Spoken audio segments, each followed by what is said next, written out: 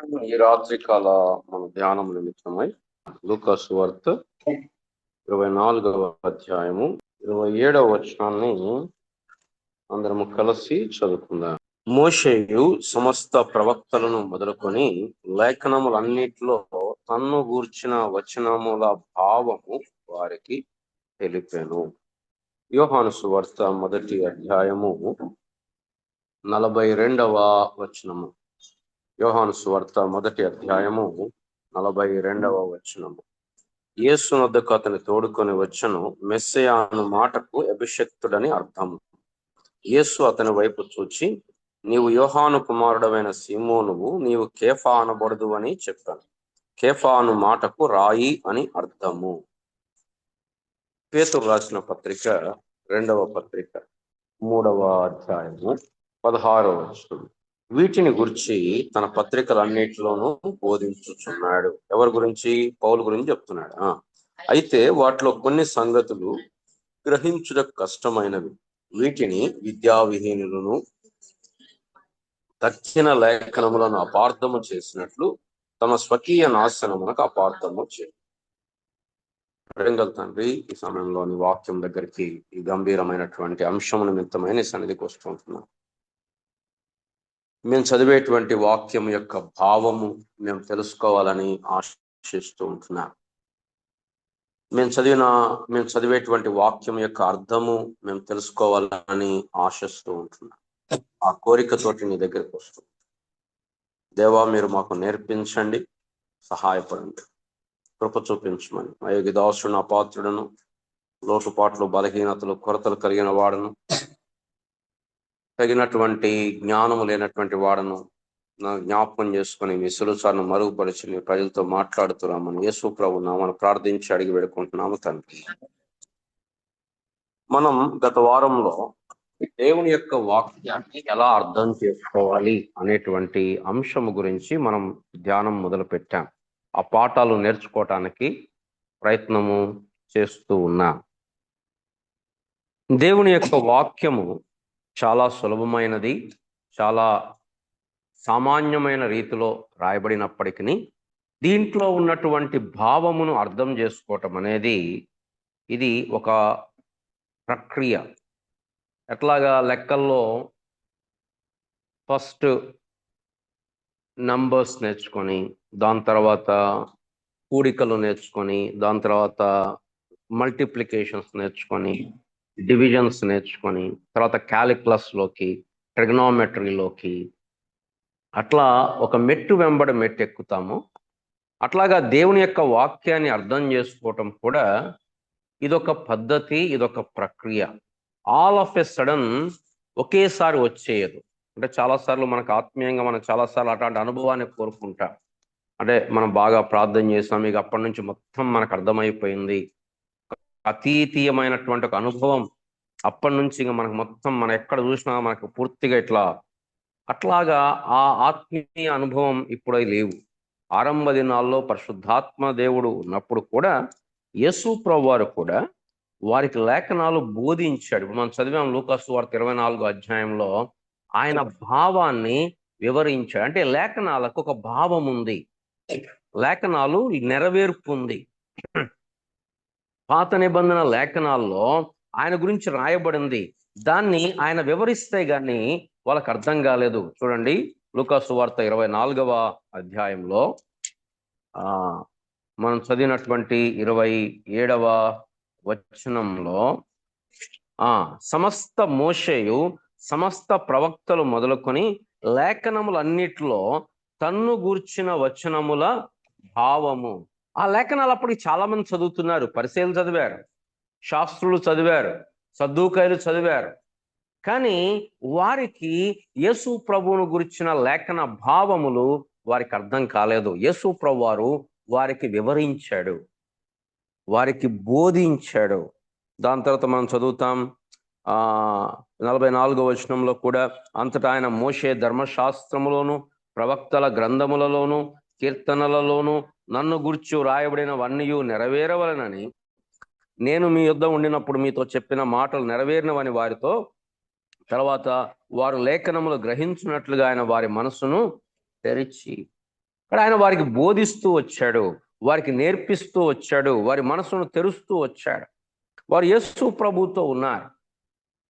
వారు 3 సంవత్సరములు దేవుని యొక్క వాక్యమును నేర్చుకుంటూ వచ్చారు. కనుక మన యొక్క వ్యక్తిగత జీవితంలో కూడా ఈ వాక్యమును సరైన రీతిలో చదవటం, అర్థం చేసుకోవటం అనేది చాలా ప్రాముఖ్యమైనది. కనుక మనం ఇప్పుడు ఒక సబ్జెక్ట్ని మనం చూస్తున్నాం. ఈ సబ్జెక్ట్ని గ్రీకు భాషలో ఏమంటారు అంటే హెర్మెన్యూటిక్స్ అంటారు. అనగా ఇంటర్ప్రిటేషన్, అనగా వాక్యము యొక్క అర్థమును గ్రహించుట. ఇక్కడ భావము అని మనం చదివామే, ఆ పదము గ్రీక్ పదము హెర్మెన్యూటిక్స్, హెర్మెన్యా. అలాగే మనం యోహాను సువార్త 1వ అధ్యాయంలో చదివాం, ఇగో ఈ మాటకు అర్థం అది. పేతురు అంటే రాయి, కేఫా అంటే రాయి, సిమోను మెస్సియాను మాటకు అభిషక్తుడని అర్థము. పేతురు గారు చెప్తున్నాడు, పౌలు గారు రాశాడు సంగతులు, కానీ కొంతమంది వాటిని సరైనటువంటి రీతిలో అర్థం చేసుకోక ఏం చేస్తున్నారంట, అపార్థము చేసుకుంటున్నారు. కనుక నీ నా జీవితంలో పిల్లరా ఇది ఆటోమేటిక్ గా జరగదు. ఎందుకంటే ఒకవేళ ఆటోమేటిక్ గా జరిగితే బైబిల్లో తప్పుడు బోధలు ఉండవు. అంటే బయట క్రైస్తవ ప్రపంచంలో తప్పుడు బోధలు ఉండవు. క్రైస్తవ ప్రపంచంలో 90% తప్పుడు బోధలు ఉండగా కేవలం 10% మాత్రమే నిజమైనటువంటి యథార్థమైన జెన్యూన్ బోధ మనకి కనపడతా ఉంది నేటి దినాల్లో. కనుక మన వ్యక్తిగత జీవితాల్లో కూడా దేవుని యొక్క వాక్యాన్ని చదవటం ఎంతో ప్రాముఖ్యం. అదే సమయంలో చదివిన వాక్యాన్ని సరైన రీతిలో అర్థం చేసుకోవటం కూడా చాలా ప్రాముఖ్యం. కాబట్టి ఒక దైవజనుడు అన్నాడు, ఇది ఒక science and art of interpreting the Bible. Science and art. Science అంటే ఏంటి? సూత్రాలు ఉంటాయి, లెక్కలు ఉంటాయి, దట్ ఈస్ సైన్స్. ఎక్స్పెరిమెంట్స్ ఉంటాయి, ప్రొసీజర్స్ ఉంటాయి. ఆర్ట్ అంటే ఇది ఒక కళ, ఇది ఒక కళ. చిత్రలేఖనం ఉంటుంది. చిత్రలేఖనం గీయాలి అంటే ఇగో ఇట్లా స్కేల్ పెట్టి ఇట్లా పోయి గీయని నేర్పించలేం. అది లోపల ఏముండాలా? టాలెంట్ ఉండాలి. అదే సమయంలో ఎలాంటి చేయాలి అనేది ఒక సైన్స్. సో హెర్మెన్యూటిక్స్ అనేది it's both science as well as art, both the thing. దీనికి తలాంతు, ఇంట్రెస్ట్, ప్యాషన్ కావాలి. అదే సమయంలో దానికి కొన్ని సూత్రాలు కూడా కనపడతాయి. ఎందుకు అంటే మనం పోయిన వారం కొన్ని విషయాలు చూసాం. కొన్ని గ్యాప్స్ ఉన్నాయి, 7 గ్యాప్స్ మనం చూడవచ్చు. బైబిల్లో మొట్టమొదటి పుస్తకం మోషే రాశాడు. రెండవ పుస్తకం, లాస్ట్ పుస్తకం యోహాన్ రాశాడు కదా. యోహాన్ రాశాడు ప్రకటన గ్రంథం. మోషే దాదాపు 1400 సంవత్సరాల్లో రాస్తే క్రీస్తు పూర్వం. యోహానేమో క్రీస్తు శకం 100వ సంవత్సరం రాశాడు. అంటే బైబిల్ మొట్టమొదటి పుస్తకం ఏమో దాదాపుగా 3400 సంవత్సరాల క్రితం రాయబడ్డది. లాస్ట్ పుస్తకం ఏమో 2000 సంవత్సరాల క్రితం లేదా 1900 సంవత్సరాల క్రితం రాయబడింది. కాలంతో చాలా మారుతాయి, కాలంతో చాలా మారుతాయి. అబ్రహాము కాలంలో అతను వాహనం ఎక్కి బయలుదేరాడు అంటే ఆ వాహనం ఏమై ఉండొచ్చు? గాడిదో, గుర్రమో, లేకపోతే ఏనుగో ఏదో అయి ఉంటుంది. కొత్త నిబంధన కాలంలో వాహనం ఎక్కాడు అంటే రథాలు, లేకపోతే ఇంకేదన్నా చక్రాల బండి ఉండొచ్చు. ఇప్పుడు మనకున్న కాలంలో ఇప్పుడు మన పిల్లల్ని వాహనం అన్నామా, వెహికల్ అన్నాం అనుకో, వాళ్ళు ఏం ఆలోచిస్తారు? జీపో, కారో, బండో ఆలోచిస్తారు. అంటే కాలంతో పాటు పదాలు, వాటి అర్థాలు మారుతూ ఉంటాయి. చాలా మారుతాయి కాలంలో. వస్త్రాలు మారుతాయి, కల్చర్ మారిపోతుంది, ప్రభుత్వాలు మారిపోతాయి. So it's a vast period. ఇది ఒక వాస్ట్. ఇప్పుడు మనకి ఇంతకుముందు ఏదైనా ఒక బ్యానర్ చేయాలంటే చేత్తో రాసేవాళ్ళు, ప్రతి బ్యానర్ చేత్తో రాసేవాళ్ళు. ఇప్పుడైతే కంప్యూటర్ ప్రింట్ చేస్తున్నారు. ఇక్కడ ఒక 30 సంవత్సరాల క్రితం కంప్యూటర్ అంటే ఏంటో కూడా తెలియదు. అసలు ఒక 40 సంవత్సరాల క్రితం టీవీ అనేది అప్పుడప్పుడే వచ్చింది. లైవ్ అనే మాట లేదు, టీవీ లేదు, లైవ్ లేదు, ఒక 40 సంవత్సరాల క్రితం. కానీ ఇప్పుడు మొత్తం మారిపోయింది ప్రపంచం అంతా కూడా. అట్లాగా మీరు ఊహించండి, 40 సంవత్సరాలకే ఇంత తేడా కనపడితే 2000 సంవత్సరాలు 3400 సంవత్సరాలు అన్నప్పుడు అక్కడ ఉన్నటువంటి పరిస్థితిని మనం అర్థం చేసుకోవడానికి ఉట్టిగా పైపైన చదివి నాకు అర్థమైపోయింది మొత్తం నాకు ఇది ఇట్లా అని చెప్పడం అది చాలా కష్టమైనటువంటి సంగతి. కాబట్టి మనం అలాగా చెప్పలేం. ఇది మొట్టమొదటి గ్యాప్, క్రానలాజికల్ గ్యాప్ అంట. రెండవది మనం ఏం చూసాం, మీరేం రాసుకున్నారు అమ్మా? Literary gap, linguistic gap or literary gap. సాహిత్యపరమైనటువంటి గ్యాప్స్ ఉన్నాయి. అంటే ఏది ఇప్పుడు కొన్ని బైబిల్లో లిటరల్ గా చెప్పబడ్డాయి, కొన్ని అలగోరికల్ గా చెప్పబడ్డాయి. ఉదాహరణకి యెహోవా నా కోట. కోట అంటే అక్కడ అలగోరికల్ గా, అంటే ఉపమాన రూపముగా ఒక రాజ్యాన్ని కాపాడే, రాజును కాపాడేది కోట కాబట్టి యెహోవా నా కోట, నా దుర్గము, నా కేడము, ఇవన్నీ ఏంటి? అలగురీస్. అంతేగాని యెహోవా నాకు నేను ద్వారమును అంటే ఆయనకు నిలబడతాడు, మనందరం దాంట్లోంచి రావాలని కాదు. సో ఎక్కడ లిటరరీ ఇంటర్ప్రిటేషన్ చేయాలి, ఎక్కడ అలగోరికల్ గా చేయాలి, ఎక్కడ సూత్రము, ఎక్కడ వివరణ. కాబట్టి ఇక్కడ ఏది డిస్క్రిప్షను, ఏది ప్రిస్క్రిప్షన్ అనేది మనం గమనించాలి. డిస్క్రిప్షన్ వేరు, ప్రిస్క్రిప్షన్ వేరు. డిస్క్రిప్షన్ అంటే ఇలా జరిగింది అని రాశారు. ప్రిస్క్రిప్షన్ అంటే ఇలా చేయండి అని చెప్తా ఉంటారు కదా. ఈ మధ్య మతోన్మాదులు అంటే లోతు కుమార్తెలు పాపం చేశారు అని. లోతు కుమార్తెలు పాపం చేశారు అని రాశాడు, అలా చెయ్యమని ఎక్కడా చెప్పలేదు.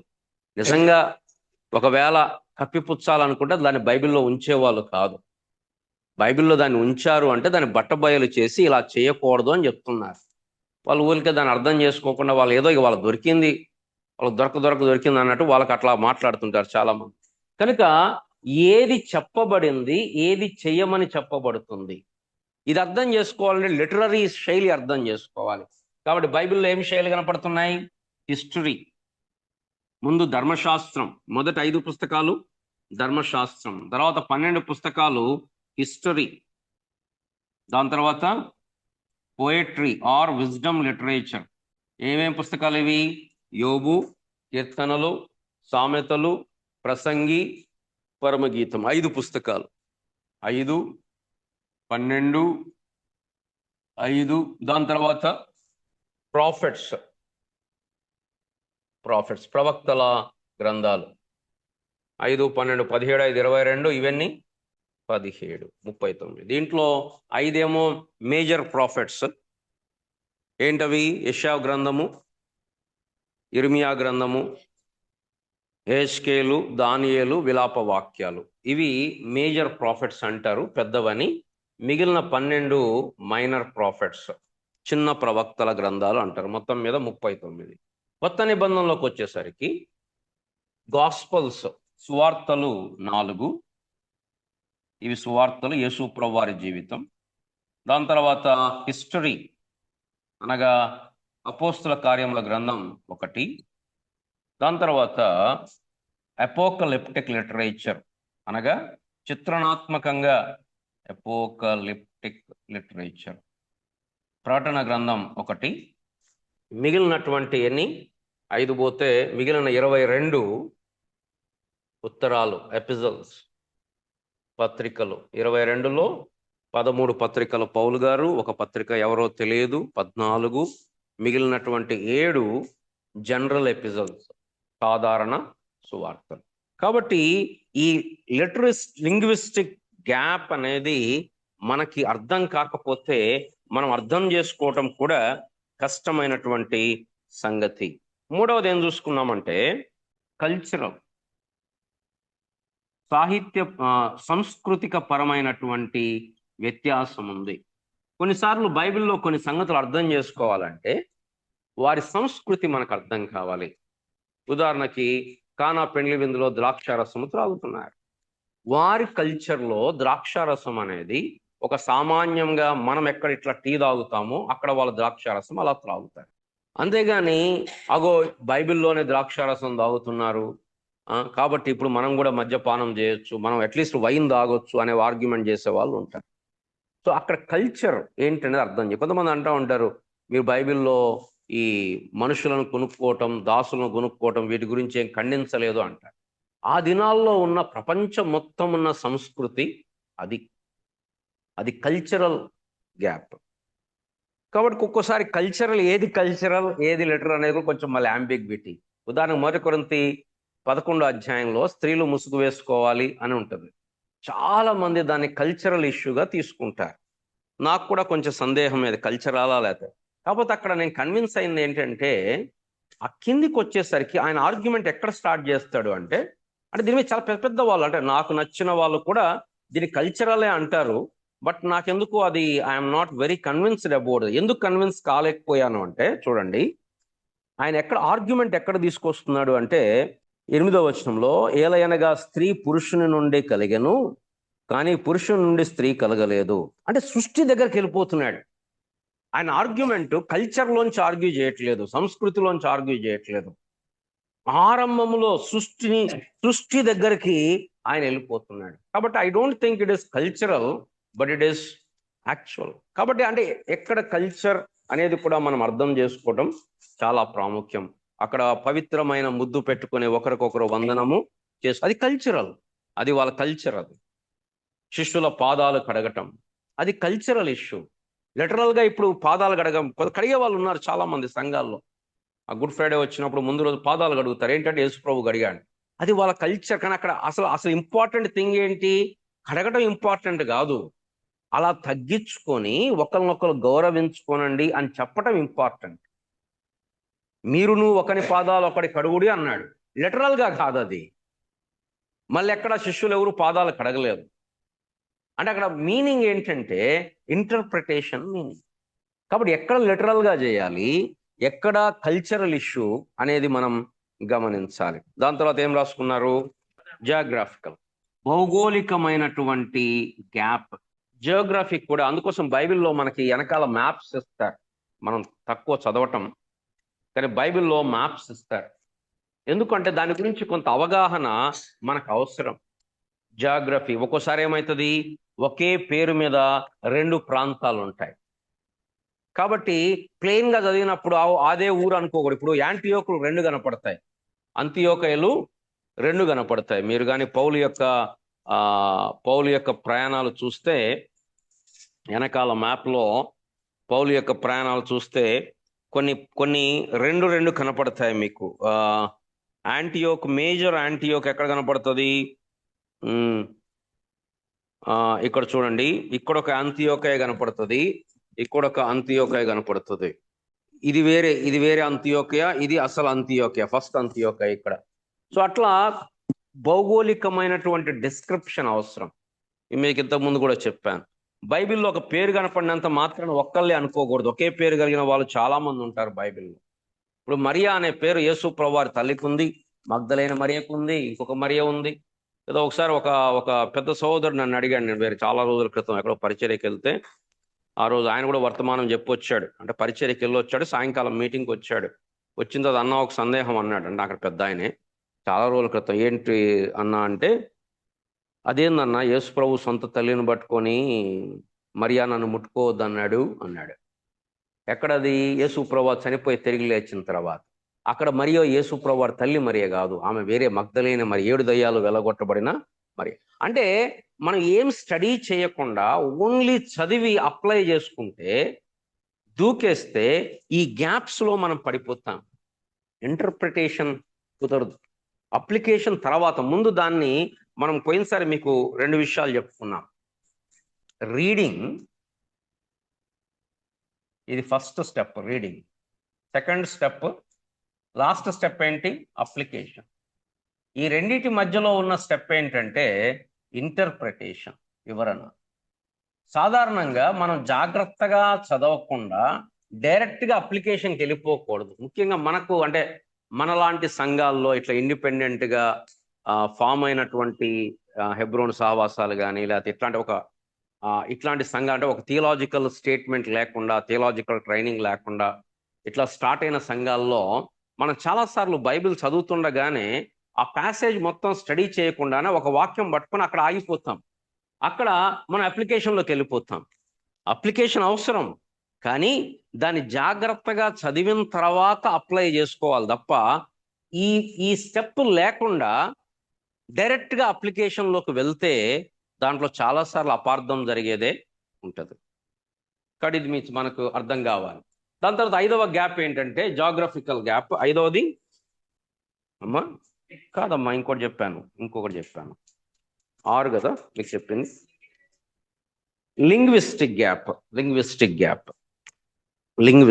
లాంగ్వేజ్. లిటరరీ అంటే సాహిత్యము, లాంగ్వేజ్ గ్యాప్ అనుకోండి. లింగ్విస్టిక్ అంటే అనుకుంటే కూడా లాంగ్వేజ్, భాష. మన బైబిల్ రాయబడినప్పుడు తెలుగులో రాయబడలేదు. ఇవి పాత నిబంధన హెబ్రీ, అరామిక్ భాషల్లో రాయబడింది. నూతన నిబంధన గ్రీకు భాషలో రాయబడింది. ఆ భాషలోంచి తర్జుమా చేశారు. ఎలా తర్జుమా చేసేవాళ్ళు? ఆ దినాల్లో పేపర్లు లేవు, ప్రింటింగ్ లేదు. వాళ్ళు ఆ గ్రంథాల మీద, చర్మపు కాగితాల మీద రాసుకునేవారు. ఎలా రాసేవాళ్ళంటే ఇలా ఒకరు పట్టుకొని ఇలా చదువుతుండేవారు. ఇలా చదువుతుంటే వాళ్ళు విని రాసేవాళ్ళు. అట్లా రాసేటప్పుడు కొన్ని ఎర్రర్స్ ఉండొచ్చు.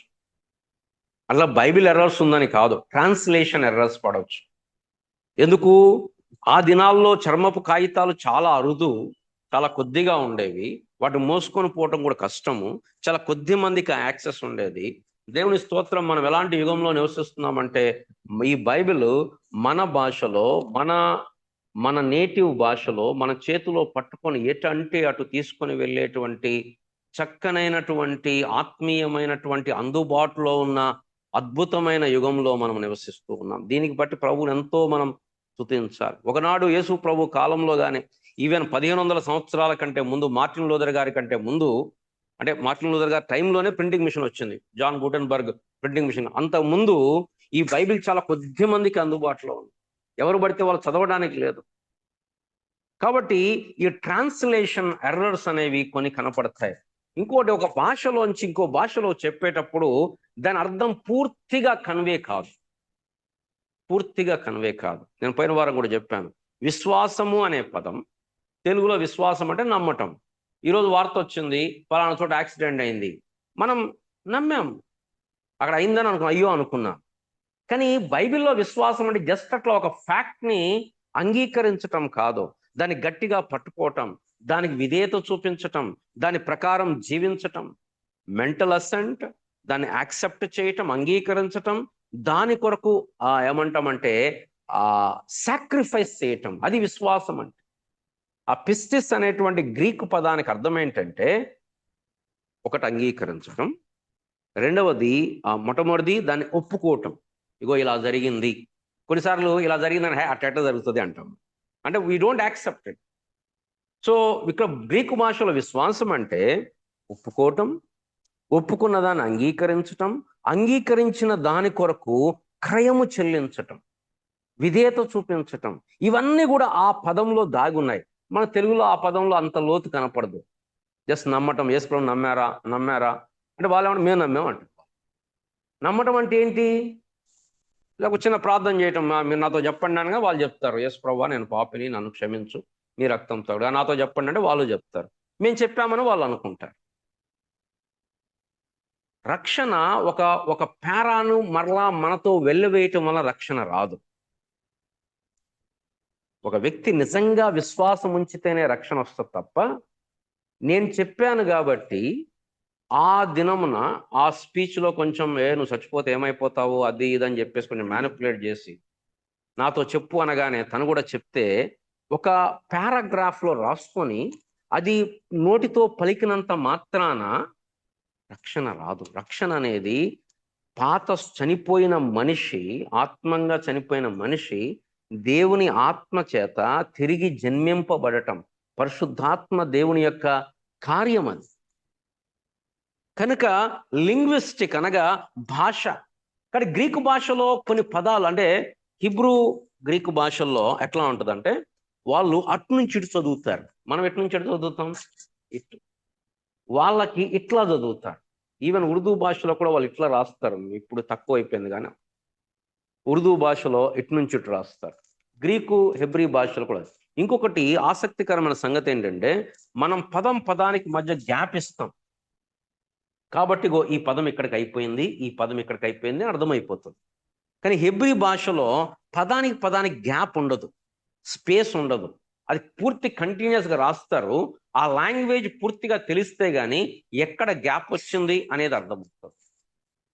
కాబట్టి ఈ లింగ్విస్టిక్ అనేది చాలా చాలా ప్రాముఖ్యం. అందుకోసమే అంటే ఆ భాష నేర్చుకుంటా, చాలా మంది చదువుతారు భాషలు. కాకపోతే నేనేం చేస్తాను అంటే నా స్టడీలో మామూలుగా ఒక పదం గురించి మాట్లాడుతున్నప్పుడు నేను ఒక సాఫ్ట్వేర్ వాడతాను, ఈస్వాడ్ అని చెప్పి. నేను బహుశా ఒక 20 సంవత్సరాల కంటే ఎక్కువనే వాడతాను. చాలా మందికి చెప్పాను కానీ వాళ్ళు ఎందుకు వాళ్ళ దాంట్లో వాడకం తెలియదు. ఇది ఎట్లా ఉంటుందంటే ప్రతి మాటకి ఇక్కడ ఒక పైన ఇక్కడ ఉంటుంది, అంటే ఆ గ్రీకు పదమా హెబ్రీ పదమా అనేది. సో క్లిక్ చేస్తే స్ట్రాంగ్స్ కంకార్డెన్స్ అని ఆ దాంట్లో ప్రతి హెబ్రీ పదం, సపోజ్ ఇది హెబ్రీ, హెచ్ అంటే హీబ్రూ, జి అంటే గ్రీక్. ఇప్పుడు ఒబే అనే పదం ఉంది, దానికి మిష్మాత్ అనే పదం ఉంది. ఆ పదము బైబిల్లో ఎక్కడెక్కడ వచ్చింది అంటే ఎలా ట్రాన్స్లేట్ చేయబడింది, అప్పుడు ఆ పదము యొక్క సరైనటువంటి భావము మనకు అర్థమవుతుంది. ఎందుకంటే చాలా ఆప్షన్స్. ఇప్పుడు బిలీవ్ వెర్బ్ అది, ఫెయిత్ నౌన్ అది, నమ్మటం విశ్వాసం ఉంచటం.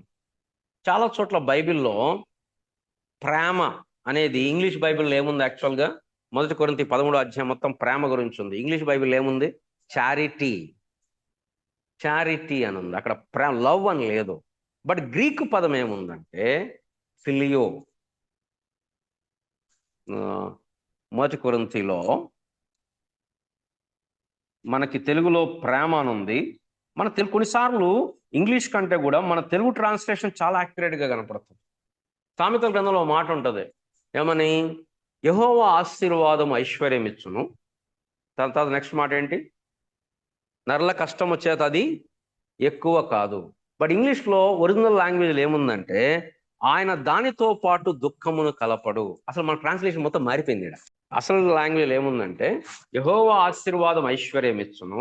దాని సెకండ్ పార్ట్ ఏంటంటే ఆయన దానితో పాటు దుఃఖాన్ని కలపడు. మనకి తెలుగులో మరి ఎందుకో మరి వారు మూల పదంలో రీసెర్చ్ చేసేటప్పుడు they might not have been convinced. అట్లాంటివి చాలా సంగతులు కొన్ని మరి మొత్తం బైబిల్ అంతా అట్లా లేదు, కొన్ని కనపడతాయి.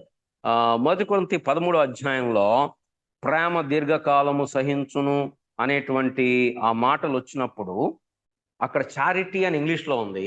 అక్కడ వాడబడిన గ్రీకు పదం ఏంటంటే అగాపే. బైబిల్లో ప్రేమ అనే పదానికి గ్రీకులో మేజర్గా 3 పదాలు వాడబడ్డాయి. అగాపే. ఈ అగాపే అనే మాటకు అర్థం ఏంటంటే ఎటువంటి స్వార్థము లేనటువంటి, షరతులు లేనటువంటి ప్రేమ. దేవుడు మనల్ని ప్రేమించాడు. ఫిలియో, రెండవ మాట ఫిలియో. దాంట్లో వచ్చి ఫిలడెల్ఫియా, సహోదర ప్రేమ అనేటువంటి పదం వచ్చింది. ఫిలియో అంటే మానవుల మధ్య ఉండేటువంటి ప్రేమ, కుటుంబ సంబంధాల, ఇప్పుడు తమ్ముడు చెల్లెలు లేకపోతే వీళ్ళు బంధువుల మధ్యలో ఉండేటువంటి ప్రేమ ఫిలియో. మూడవ పదం ఎరోజ్. అక్కడ భార్యాభర్తల మధ్య ఉండేటువంటి శరీర సంబంధమైనటువంటి ప్రేమ ఎరోజ్, ఎరోటికా అనేటువంటి పదం. కాబట్టి అక్కడ ఏ పదం వాడబడుతుంది అనేది కూడా. అయితే దేవుని ప్రేమకు చాలా మంది ఏం చెప్తారు? దేవుని ప్రేమ అగాపే, మానవుల ప్రేమ ఫిలియో అన్న అట్లేం లేదు. కొన్నిసార్లు ఇంటర్చేంజ్గా వాడబడ్డాయి. ఒక్కోసారి దేవుని ప్రేమ కూడా ఫిలియో వాడబడింది, మనుషుల ప్రేమకు కూడా అగాపే వాడబడింది. ఇక్కడ మనుషుల ప్రేమ, దేవుని ప్రేమ 1 కొరింథీ 13వ అధ్యాయంలో మనుషుల ప్రేమ, అది కూడా ఎక్కడ భార్యాభర్తల మధ్యలో ప్రేమ కాదు, సంఘములో సంఘ సభ్యుల మధ్యలో ప్రేమ. అక్కడ ఏం వాడబడింది? అగాపే వాడబడింది. కాబట్టి ఈ భాషను కూడా నేర్చుకోవడం. కొంతమంది చాలా జీవితాన్ని వెచ్చించి గ్రీకు భాష, హెబ్రీ భాష చదువుతారు. అలాగని ఇప్పుడు మనందరం హెబ్రీ భాష నేర్చుకోవడం అంటే అది సాధ్యమయ్యేటువంటి పని కూడా కాదు. కాకపోతే ఒక డిక్షనరీ కలిగి ఉండడం మాత్రం మంచిది, ముఖ్యంగా ఒక పదాల గురించి మనం నేర్చుకునేటప్పుడు. ఆ మధ్య మనకి 2019లో జేమ్స్ సల్మన్ గారు అని చెప్పి డెలాస్ థియలాజికల్ సెమినరీలో ప్రొఫెసర్ గారు, ఆయన వచ్చి వారం రోజులు మన ఖమ్మంలో ఉన్నారు. మన మందిరంలో కూడా ఒక రోజు మాట్లాడారు. ఆయన ఇప్పటికి దాదాపు 55 సంవత్సరాలు ఆయన బైబిల్ టీచ్ చేస్తున్నాడు. ఆయన వయసు 80 దాటింది. ఇప్పటికి బైబిల్ టీచ్ చేస్తున్నాడు. ఆయన ఆన్లైన్లో కూడా చెప్తా ఉంటాడు. ఆయన ఏం చేస్తాడండి, ఆయన ఎప్పుడు హెబ్రీ బైబిల్, గ్రీక్ బైబిల్ ముందు పెట్టుకుంటాడు. ఇలా హెబ్రీ చదువుకుంటేనే ఇంగ్లీష్లో చెప్తూ ఉంటాడు. అంటే ఆయన హెబ్రీ ట్రాన్స్లేషన్, బైబిల్ ట్రాన్స్లేషన్కి హెడ్గా కూడా పనిచేశాడు. అంటే అది అంత ప్రాముఖ్యమని వాళ్ళు ఎంచారు. అట్లా అని చెప్పి ప్రతి విశ్వాసి హెబ్రీ, గ్రీక్ నేర్చుకోవాలని నేను అన్ను. బట్ ఎంతో కొంత పదాల గురించినటువంటి అవగాహన, బేసిక్ అవగాహన అనేది ఉండాలి. 6వది స్పిరిచువల్ గ్యాప్, ఆత్మీయమైనటువంటి. బైబిల్ కేవలం మానవ గ్రంథమే కాదు. దేవుడు మానవులను వాడుకొని, ఇది దైవ మానవ గ్రంథం. దేవుడు మానవులను పురికొల్పి వాడుకున్నాడు. అంత మాత్రాన మానవులు పూర్తిగా జీరో అయిపోలేదు. ఒక్కొక్కళ్ళు ఒక్కో శైలి. పౌలు గారిది ఒక శైలి, ఆయన క్వశ్చన్ వేస్తాడు, ఆన్సర్ చెప్పు. అంటే పౌలు గారి సెల్ఫ్ స్టైల్ ఉంది, దేవుని కంటెంట్ కూడా ఉంది. దేవుడు మానవులను వాడుకున్నాడు కనుక ఇది దైవ మానవ గ్రంథం కాబట్టి మన మానవ జ్ఞానంతో అన్ని వివరించటం కష్టం. త్రిత్వము, దేవుడు ఒక్కడే కానీ ముగ్గురు వ్యక్తులుగా ఉన్నాడు, ఇది వివరించటం కష్టం. అలాగే దేవుని సార్వభౌమత్వం మనిషి యొక్క బాధ్యత. కొంతమంది అటు ఎక్స్ట్రీమ్కి వెళ్ళిపోతారా, మనుషులు ఏం లేదు మొత్తం దేవుందే. ఇంకొంతమంది ఇటు ఎక్స్ట్రీమ్లో అసలు దేవుంది ఏం లేదని మొత్తం మనుషులు చేయాలా. ఈ రెండింటిని బ్యాలెన్స్ చేయటం. కనుక ఇది దైవ మానవ గ్రంథం. అంతేకాదు బైబిల్లో కొన్ని అప్పటికప్పుడు నెరవేరాయి, కొన్ని భవిష్యత్తులో నెరవేరడం గురించి రాయబడ్డాయి. మనం పోయిన వారం అనుకున్నాం, ఇదిగో కన్యక గర్భవతి కుమారుని కనును, అతని ఇమ్మానుయేలను పేరు పెట్టుదురు. ఆ రోజుల్లో ఉన్న రాజు కొడుకు పుట్టాడు, తనకి ఇమ్మానుయేలను పేరు పెట్టుంటారు, అది ఇమీడియట్ కాంటెక్స్ట్. బట్ 700 సంవత్సరాల తర్వాత యేసు ప్రభువు పుడతాడు, ఆయనకి ఇమ్మానుయేలను. అంటే రెండు రకాల నెరవేర్పు ఉంది. ఇమీడియట్ కాంటెక్స్ట్ లో నెరవేర్పు ఉంది, ఎస్కటాలజికల్ కాన్సెప్ట్ లో లాస్ట్ క్లాస్ లో మనం హెబ్రీ పత్రికలో చదువుతాం. అక్కడ సొలొమోను గురించి రాస్తాడు, ఏమని 45వ కీర్తనలో, నీ దేవుడే నీ తోటి వారి కంటే నిన్ను అత్యధికముగా హెచ్చించాడు. అది ఎవరి గురించి రాయబడింది? ఆ కీర్తనలో సొలొమోను గురించి రాయబడింది. కానీ హెబ్రీ గ్రంథకర్త ఏం చేస్తాడు, అది యేసు ప్రభు గురించి రాయబడింది. కాబట్టి ఇది అక్కడ ఇమీడియట్ నెరవేర్పు ఉంటుంది, ఇక్కడ భవిష్యత్తులో నెరవేర్పు. కానీ ఇది కేవలం మానవ జ్ఞానంతోటి మనం ఇంటర్ప్రెట్ చేయటం అనేది కష్టం. కనుక ఏం కావాలంటే దైవ జ్ఞానం కావాలి. చివరిగా ఈ 6, అంటే నేను ఇప్పుడు 2 పుస్తకాలు ఫాలో అవుతున్నాను, దానికి సీక్రెట్ ఏం లేదు. ఒకటి basic Bible interpretation by Roy B Zuck, ఇదొక పుస్తకం, ఇదొక టెక్స్ట్ బుక్ నేను ఫాలో అవుతుంది. రెండవది grasping God's word by J Scott Duvall and Daniel Hays. ఇది చాలా ప్రాముఖ్యమైన బుక్ అని చెప్పి చాలా రివ్యూస్ చేశారు. కనుక ఈ పుస్తకాన్ని నేను మేజర్గా ఫాలో అవుతూ ఉన్నా. గ్రాస్పింగ్ గాడ్స్ వర్డ్ మీకు కావాలంటే నేను కూడా ఇస్తాను, మీరు కూడా చదవచ్చు. నేను సొంతంగా ఏం చెప్పట్లేదు, వీటిలోని చదివే చెప్తున్నాను. Grasping God's word. కాబట్టి 6వది స్పిరిచువల్ గ్యాప్. ఇది కేవలం మానవ సంబంధమైన రీజనింగ్ తోటి మనం చేసేది కాదు. 7వది ఇంకొకటి, అంటే అది ఈ బుక్ లో రాయబడలేదు కానీ వేరే చోట నేను చూసాను. ఏంటంటే కోవనెంట్ గ్యాప్. బైబిల్లో కోవనెంట్స్ ఉన్నాయి, ముఖ్యంగా 2, మొత్తమే చాలా కోవనెంట్స్ కనపడతాయి. అబ్రహాంతో దేవుడు నిబంధన చేశాడు, ఆదాముతో దేవుడు నిబంధన చేశాడు, నోవహుతో దేవుడు నిబంధన చేశాడు, దావీదుతో దేవుడు నిబంధన చేశాడు, ఇస్సాకు యాకోబులతోటి నిబంధన చేశాడు, దాని తర్వాత కొత్త నిబంధన చేశాడు, సీనాయి కొండ మీద మోషేతోటి దేవుడు నిబంధన చేశాడు, చాలా నిబంధన. కానీ మేము మేజర్గా చేస్తే పాత నిబంధన, కొత్త నిబంధన. పాత నిబంధనలో ఉన్న సంగతులు అవన్నీ కొత్త నిబంధనలోనికి రావు.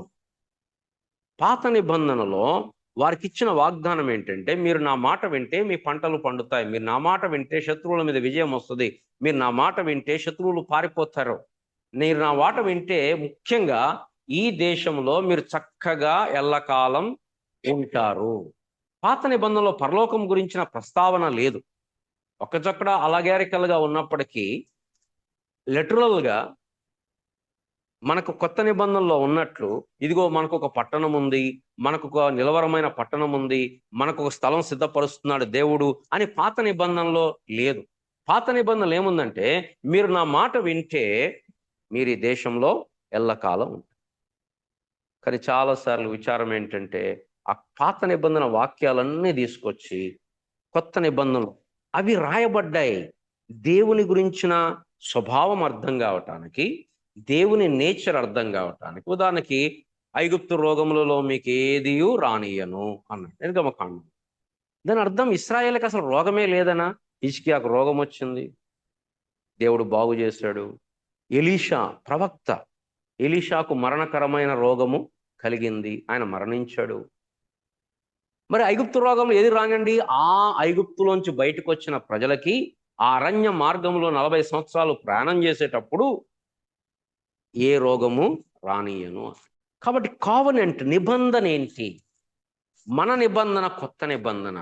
ఈ కొత్త నిబంధనలో ఇగో దేశం నీకు ఇస్తాను, నీ శత్రువులు బారిపోతారు, ఈ వాగ్దానాలు కొత్త నిబంధనలు లేవు. కొత్త నిబంధనలు ఏం వాగ్దానాలు ఉన్నాయి?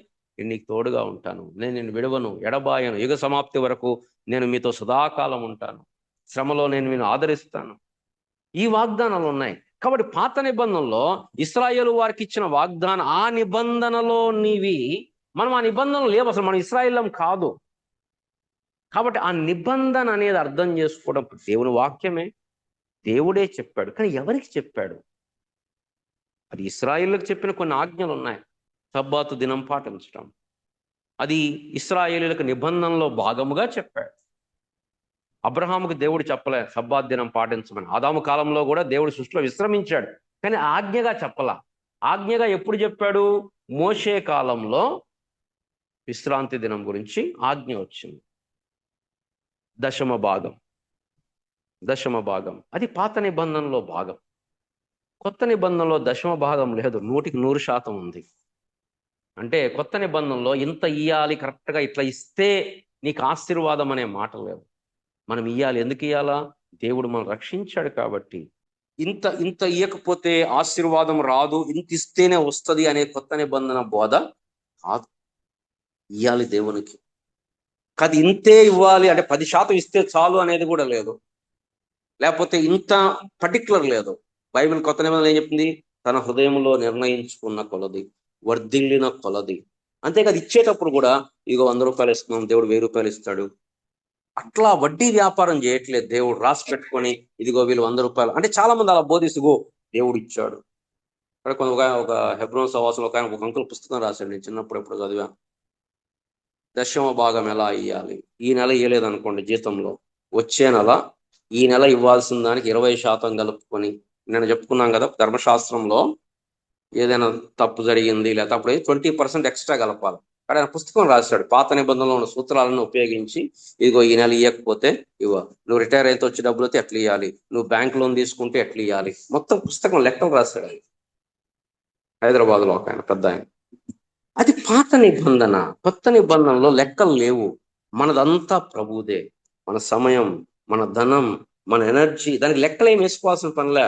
ఇదిగో అవసరం ఉంది ప్రభా, ఇదిగో ఈరోజు అవసరం ఎక్కువ ఉంది, ఇదిగో ప్రభా ఇచ్చు, దానికి 10% ఇచ్చుకోవాలి, ఇది అయిపోయింది నా పని, లేకపోతే ఇంతే ఇస్తాను, అట్లేం లేదు. మనం ప్రభువు వారి. ఇది కొత్త. కాబట్టి ఇది కూడా మనం దృష్టిలో పెట్టుకోవాలి. ఈ 7 గ్యాప్స్ కూడా మనం దృష్టిలో పెట్టుకుంటే మనం బైబిల్ని అర్థం చేసుకోవటానికి సహాయపడుతుంది. మనం ఈ రోజు పాఠాన్ని ఒక 5 విషయాలు నేను చెప్పి అంటే మనం బైబిల్ చదివేటప్పుడు ఈ 7 గ్యాప్స్ కవర్ చేయడానికి క్లాత్ ఉంటుంది. ఈ 7 గ్యాప్స్ కవర్ చేయటానికి 5 ప్రాముఖ్యమైనటువంటి ప్రశ్నలు మనం వేసుకోవాలి ఆ పుస్తకంలో. అంటే ఈ రీడింగ్ నుంచి అప్లికేషన్ రావాలి అంటే 5 ప్రాముఖ్యమైన ప్రశ్నలు. మొట్టమొదటిది, మనం చదువుతున్న లేఖనము అసలైనటువంటి శ్రోతలకి ఎలా అర్థమైంది? First question, what did this text mean to the biblical audience? అంటే బైబిల్లో అసలు ఆ ఉత్తరము లేదా ఆ గ్రంథము పొందిన వారికి ఈ గ్రంథము ఎలా అర్థమైంది? అసలైన శ్రోతలు లేదా వాళ్ళు పొందుకున్న ఆడియన్స్ ఈ గ్రంథము లేదా ఈ టెక్స్ట్ ఎలా అర్థమైంది? ప్రాణ గ్రంథం చదివాం, పురాణ గ్రంథం మొత్తం ఒక ఫీచర్ గురించి అయితే వాళ్ళకి అప్పుడు మొదటి శతాబ్దంలో వాళ్ళకి ఏమైనా అర్థమై ఉంటుందా అది? పురాణ గ్రంథం అంతా కూడా జార్జ్ బుష్ గురించో, జాన్ పాల్ పోప్ గురించో, లేకపోతే హిట్లర్ గురించో ఉండుంటే మొదటి శతాబ్దంలో చదివిన వాళ్ళకి ఏం అర్థమై ఉంటుంది అసలు? అది వాళ్ళకి ఏమన్నా అర్థమై ఉంటుంది అసలు? అప్పుడు వాళ్ళకి ఎందుకు రాస్తుంటారు? కాబట్టి మొట్టమొదటి ఆలోచించాల్సింది ఈ ఈ గ్రంథములో ఎవరు వాళ్ళకి ఏం అర్థమైంది, అసలు శ్రోతలకి ఏం అర్థమైంది ఈ గ్రంథం చదివినప్పుడు, వాళ్ళకి ఎలా అర్థం. రెండవది, ఆ వారికి మనకు వ్యత్యాసం ఏంటి? వారికి మనకి వ్యత్యాసం ఏంటి? అంటే అసలైన శ్రోతలకి మనకి వ్యత్యాసాలు ఏంటి? ఒక వాక్యాన్ని అర్థం చేసుకోవాలంటే ఇది చాలా ప్రాముఖ్యం. ఉదాహరణకి యెహోషువ గ్రంథంలో నీవు భయపడకుము, జడియకుము అని చెప్పి మాట మనం చదువుతాం. అక్కడ ఎవరికి చెప్తున్నాడు? అది ఇశ్రాయేలు పెద్దలకి, యెహోషువకు చెప్తున్నాడు. వారికి మనకు తేడా ఏంటి? వారు యుద్ధానికి పోతున్నారు, మనం యుద్ధానికి పోవట్లా. కానీ వాళ్ళు యుద్ధానికి పోతున్నారు అనగానే నేను సాతానుతో యుద్ధం చేస్తున్నా అని చెప్పి ఆ కాంటెక్స్ట్ లో కాకుండా, వారు అక్కడ శత్రువుల మీద యుద్ధానికి పోతున్నారు, మనం ఇక్కడ యుద్ధానికి పోవట్లేదు, క్రైస్తవ జీవితంలో ఉన్నా. కాబట్టి వారికి మనకు తేడా ఏంటి అనేది రెండవ అంశం. మూడవది ఏంటంటే, ఈ భాగంలో ఉన్న థియలాజికల్ ప్రిన్సిపల్, బైబిల్ సూత్రం ఏంటి, ప్రిన్సిపల్ ఏంటి, థియలాజికల్ ప్రిన్సిపల్. ఉదాహరణకి యెహోషువ గ్రంథం మొదటి అధ్యాయం చూస్తే ఏంటి ప్రిన్సిపల్ ఏంటి? దేవుని వాక్యాన్ని చదువు, ధ్యానించు, అది ప్రిన్సిపల్. ఈ ప్రిన్సిపల్ అనేది ఒక్క చోట గురించి కాదు, ఇది బైబిల్ మొత్తానికి కూడా వర్తించాలి. అంటే లేఖనాన్ని కలిపి చూడాలి. ఊరికనే ఒక చోట కనపడింది కదా అని చెప్పేసి ఇదే సూత్రము అని అనుకోము. ఇప్పుడు రండి, యెహోషువ గ్రంథము మొదటి అధ్యాయము 8వ వచనం. ఈ ధర్మశాస్త్ర గ్రంథము నీవు బోధింపక తప్పిపోకూడదు, దానిలో రాయబడిన వాటన్నిటి ప్రకారం చేటుకు నీవు జాగ్రత్త పడినట్లు దివారాత్రము దాన్ని ధ్యానించినలా నీ మార్గం వర్ధిల్ల చేసుకుని చక్కగా ప్రవర్తించదవు. కాబట్టి ఇక్కడ ప్రిన్సిపల్ ఏంటంటే, దేవుని యొక్క వాక్యాన్ని చదువు, ధ్యానించు, దివారాత్రము దాన్ని ధ్యానించు, హృదయంలో పెట్టుకో, ఇది ప్రిన్సిపల్. ఇది మిగతా చోట్ల కూడా చెప్పబడిందా? దావీదు చెప్పాడు, యెహోవా ధర్మశాస్త్రము ఆనందించు, దివారాత్రము దాన్ని ధ్యానించువాడు. కాబట్టి ఒక ప్రిన్సిపల్ ని మనం నేర్చుకునేటప్పుడు ఒక చోట మాత్రమే కాదు, మిగతా దానికి కాంట్రడిక్షన్ ఉండకూడదు. లేఖనాలన్నీ కూడా కలిపి చూడాలి. అంటే అలాంటి సిచ్యువేషన్స్ ఎక్కడ ఉన్నాయి, ఇది ప్రిన్సిపల్ ఆ టెక్స్ట్ లోంచి రావాలి తప్ప మనం బయట నుంచి చూపించకూడదు. అదే సమయంలో ఈ ప్రిన్సిపల్ సూత్రం అనేది కల్చరల్ బౌండ్ ఉండకూడదు. సంస్కృతి మారిపోద్ది కదా. ఇప్పుడు కొంతమంది అంటారు పెళ్లిలో శారీయే కట్టుకోవాలా, గౌన్ వేసుకోకూడదు. శారీయా గౌన్ అనేది బైబిల్లో ఉంటుందా? Cultural principle. మన కల్చర్లో శారీ కట్టుకుంటారు, వాళ్ళ కల్చర్లో గౌన్ వేసుకుంటారు. కానీ సూత్రం లేదు అక్కడ. అదే వేలు వేసుకో అంటే ఇట్లా ముఖం మీద ఇట్లా వేలు వేసుకోవాలి అని లేదు, వేసుకోవద్దు అని కూడా ఏం, అది కల్చరల్ ప్రిన్సిపల్. కాబట్టి వాటితోటి మనం సూత్రాలు చేయకూడదు. అలాగే మిగతా లేఖనాలకు అనుగుణంగా ఉండాలి. నాలుగవది,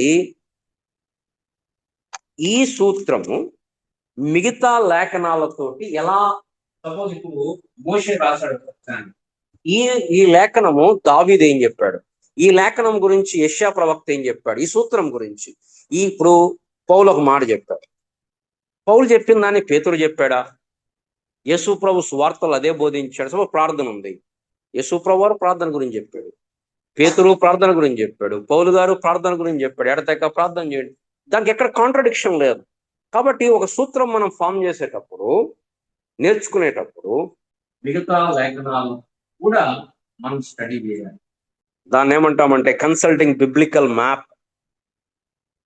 చివరిగా ఐదవది, ఆ లేఖనాలని, ఆ సూత్రాన్ని ఇప్పుడు నేను ఎలా అన్వయించుకోవాలి, ఇప్పుడు application, how I can apply that principal.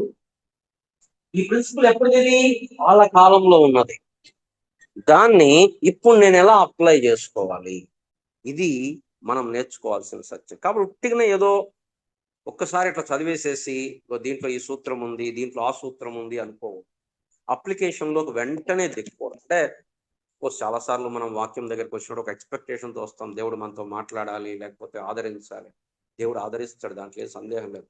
కానీ అసలు అంటే ఆ వాక్యం యొక్క భావం ఇదే అని మనం ఎసర్టైన్ కాకముందు ఈ ఇంటర్ప్రిటేషన్ అనేది చాలా చాలా సార్లు ఏమైపోతుంది, మనం ఒకసారి చదువుతాం, మనకేదో అర్థమవుతుంది, ఈ వాక్యం దీని గురించి అనుకుంటే అది మన మనసులో ఉండిపోతుంది. నెక్స్ట్ ఎప్పుడు చదివినా మనం అదే అనుకుంటాం, దాంట్లో కొత్తదనం ఉండదు, మన మైండ్ మూసుకుపోతుంది. నేను చెప్పేది అర్థమవుతున్నాను. ఇప్పుడు కానా పెళ్లి విందనగానే ఓ ఇది పెళ్లిలో వాక్యం, పెళ్లి గురించిన వాక్యం కాదు అది. అక్కడ యేసు ప్రభు వారి యొక్క దైవత్వాన్ని చూపించే మొట్టమొదటి అద్భుత క్రియ, సూచక క్రియ. పెళ్లి గురించి చెప్పలా. అంటే పెళ్లిలో ఏమన్నా దాక్ష మన భోజనాలు తక్కువైతే, బిర్యానీ తక్కువైతే, యేసు ప్రభు చెప్పినట్టు తింటే బిర్యానీ సరిపోద్ది, 100 మంది పడిన బిర్యానీ 1000 మంది సరిపోద్ది. అది ప్రిన్సిపల్ కాదు అక్కడ. ప్రిన్సిపల్ అది కాదు అక్కడ. కనుక అంటే వాక్యాన్ని అన్వయించుకునే ముందు దాన్ని సీరియస్ గా చదవ. వచ్చే వారం మనం ఈ సీరియస్ గా చదవటం అంటే ఏంటో నేర్చుకోబోతున్నాం. మామూలుగా చదవటం ఒకటి, అక్కడతో అయిపోకూడదు. ఇప్పుడు సపోజ్ మనకు తెలిసిన వాళ్ళు ఎవరైనా మంచి ఇప్పుడే ఉత్తరాలు లేవు. ఇప్పుడు అసలు ఆ ఇమోషన్ ఎక్స్ప్రెషన్ తగ్గిపోయింది. అంత shortcut HRU, HBD, RIP, emotions expression లేవు. కానీ బైబిల్ రాసినప్పుడు వాళ్ళు చాలా ఎక్స్ప్రెస్ చేశారు. సో దాన్ని సీరియస్ గా చదవాలి. చాలా జాగ్రత్తగా, నెమ్మదిగా, యాక్యురేట్ గా కూర్చొని, ఒక ప్రశాంతమైన స్థలంలో కూర్చొని, ఎటువంటి డిస్టర్బెన్స్ లేకుండా, ఫోన్ పక్కన అంటే ఇటు పక్కన కాదు, దూరం పెట్టి, ఎందుకంటే అది మోగుతుంది, ఏదో నోటిఫికేషన్ వస్తుంది, ఎంబడే మన దృష్టి మలుతుంది. కాబట్టి దాన్ని చాలా జాగ్రత్తగా, ఏదో ఎక్స్ప్రెస్ చదివినట్టు చదివితే దాంట్లో ఉన్న సంగతులు మనం మిస్ అయిపోతాం. చాలా జాగ్రత్తగా. వచ్చే వారం దానికి ఒక బహుశా 7 సూత్రాలు ఉన్నాయి, ఎలా ఏమేం చదవాలి, ఏమేం నేర్చుకోవాలి అనేటువంటిది. అవి మనం వచ్చే వారం మనం నేర్చుకుందాం. కానీ అలాగా దేవుని పిల్లలముగా దేవుని యొక్క వాక్య విషయంలో జాగ్రత్తగా మనం ఉండడానికి, వాక్యాన్ని సరిగా నేర్చుకోవడానికి దేవుడు మనకు సహాయపడునుగాక. రండి ప్రార్థన చేసుకుందాం. ప్రేమ కలిగిన మా ప్రియ పరలోకపు తండ్రి, ఈ సమయంలో మీరు మాకు నేర్పిస్తున్న ఈ పాఠాలను బట్టి వందనాలు, స్తోత్రాలు. చాలా ప్రాథమికమైన బేసిక్ పాఠాలు, కానీ మేము నేర్చుకోలేకపోయినాం. గడిచిన దినాల్లో మీరు మహాకరుణ చేత మీరు మరలా మాకు నేర్పిస్తూ వచ్చారు ప్రభా. ఈ దినమున మరి మేము బ్రిడ్జ్ చేయవలసిన 7 రకాల గ్యాప్స్ గురించి మేము మాట్లాడుకుంటూ వచ్చాం. 5 రకాల ప్రశ్నలు. ఇది అసలైన ఆ అసలు గ్రంథం చదివిన వారికి ఎలా అర్థమైంది, అంత మాత్రమే కాకుండా ఇది వారికి మాకు వ్యత్యాసం ఏంటి, దీంట్లో ఉన్న థియలాజికల్ ప్రిన్సిపల్ ఏంటి, ఈ ప్రిన్సిపల్ మిగతా లేఖనాలతోటి ఎలా సరితూగుతుంది, అంత మాత్రమే కాకుండా ఈ ప్రిన్సిపల్ని ఇప్పుడు 2000 సంవత్సరాల తర్వాత ఉన్న మేము మా వ్యక్తిగత జీవితానికి ఎప్పుడు ఎలా అప్లై చేసుకోగలుగుతాం. పాత నిబంధనలో వారికి యుద్ధాలు ఉన్నాయి, మాకు యుద్ధాలు లేవు. ఇక్కడ వారికి అక్కడ ఆయుధాలు ఉన్నాయి, ఇక్కడ మా దగ్గర ఆయుధాలు, ఆ వాతావరణం. కాబట్టి మేము ఎలా అప్లై చేసుకోగలుగుతాం, ఈ విషయాలు మీరు మాకు ఇంకనూ నేర్పించండి ప్రభా. మెట్టుకునైనా దేవుని యొక్క వాక్య విషయంలో ప్రభా ఆశ, కోరిక, తృష్ణ, ప్యాషన్ మీరు మాకు అనుగ్రహించండి. నిర్మలమైన వాక్యమును పాల వలన రక్షణ విషయంలో ఎదుగు నిమిత్తం ఆ పాలను అపేక్షించున్నట్లుగా చేయండి. కృప చూపించమని వచ్చిన వారిని బట్టి వందనాలు, స్తోత్రాలు. ఆన్లైన్లో కూడా జాయిన్ కాగలిగిన ప్రియ బిడ్డలందరినీ బట్టి వందనాలు, స్తోత్రాలు. పేరు పేరున కూడా జ్ఞాపకం చేసుకొని ప్రతి ఒక్కరి యొక్క అవసరత కొరది వారితో మాట్లాడి వారు నడిపించమని, మరలా ప్రభా ఆదివారం, శనివారం ప్రార్థన కొరకు, ఆదివారం బాప్తిస్మాలు, ఆరాధన, వీటి కొరకు సంసిద్ధపరచమని. నిన్నటి దినమున మరి భద్రాజీ కుమారి వారి యొక్క కుమారుడు విల్సన్ బర్త్డే విషయంలో కూడా మీరు కృప చూపిస్తున్న వందనాలు. విత్తబడిన వాక్యమును నీరు కట్టండి, ఫలింప చేయండి. తగిన సమయంలో అది ఫలించి ప్రజలు రక్షణ యొక్క అనుభవంలోకి వచ్చినట్లుగా చేయండి. ఆ కుటుంబం యొక్క సంతోషాన్ని పరిపూర్ణం చేయవలసిందిగా వేడుకోండి. జోస్పన కొరకు కూడా ప్రార్థన చేస్తున్నాం. మీ దాసుని బలపరచండి, సంపూర్ణమైన ఆరోగ్యంలో ఉంచమని. మీ పిల్లలు వెళ్తున్నారు, వారిని మీ దీవెనలు ఆశీర్వాదాలతో పంపించమని యేసు ప్రభు నామమున ప్రార్థించి అడిగి వేడుకుంటున్నాము తండ్రి. మన తండ్రి అయిన దేవుని అపారమైన ప్రేమ, ఆయన కుమారుని యేసుక్రీస్తు ప్రభు వారి యొక్క కృప, పరిశుద్ధాత్మిక సాహసం మనకును సకల పరిశుద్ధులకును సదాకాలంతో నడిపించును గాక.